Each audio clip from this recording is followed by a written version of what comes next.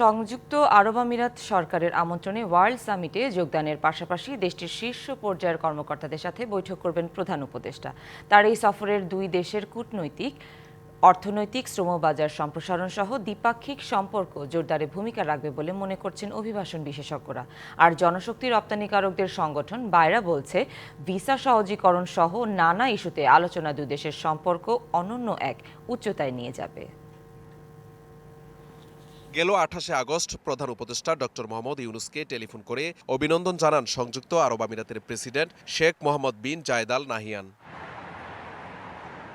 তার আগে কোটা সংস্কার আন্দোলনে শিক্ষার্থীদের প্রতি সমর্থন জানিয়ে 19 জুলাই বিক্ষোভ মিছিল বের করে সংযুক্ত আরব আমিরাতে কাজ করতে যাওয়া প্রবাসী বাংলাদেশিরা। এই ঘটনায় দেশটির ফেডারেল আদালতে দোষী সাব্যস্ত হয়ে সাজাপ্রাপ্ত 57 জন বাংলাদেশি। তাদের মুক্তি দিতে প্রধান উপদেষ্টা টেলিফোন করেন দেশটির প্রেসিডেন্ট শেখ মোহাম্মদ বিন জায়েদ আল নাহিয়ানকে। ক্ষমা পেয়ে দেশে ফেরেন তাদের সবাই। যমুনা ইলেকট্রনিক্সের সুপার এক্সচেঞ্জ অফারে 1-এর ভিতর 3 পুরনো বদলে নতুন নিন যমুনা ইলেকট্রনিক্স।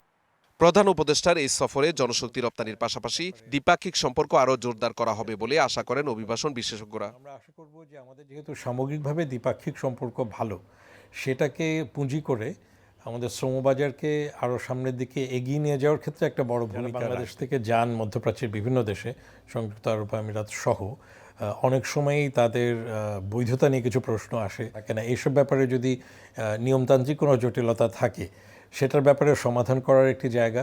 আর জনশক্তি রপ্তানিকারকদের সংগঠন বায়রা বলছে, তাদের বৈঠকে শ্রমবাজার সম্প্রসারণ সহ বিভিন্ন সংকট সমাধানের পথ সুগম করবে। ইউএই আমাদের শুধু একটা জনশক্তির বড় মার্কেট না, আমাদের অনেক বাংলাদেশি ওই দেশে সফলভাবে ব্যবসা বাণিজ্য করতেছে। ওনার এই সফরে আমাদের বাংলাদেশিদের ওখানে ব্যবসা বাণিজ্যের প্রসার ঘটবে এবং আমাদের শ্রম মার্কেটটা আরও অত্যন্ত শক্তিশালী হবে, যার ফলে একদিকে আমাদের কর্মসংস্থান হবে, ফরেন রেমিটেন্স আসবে। এখন পর্যন্ত 26,28,000 বেশি বাংলাদেশি কর্মী গেছে দেশটিতে। Mahmudul Hasan Nazim, DBC news, Dhaka.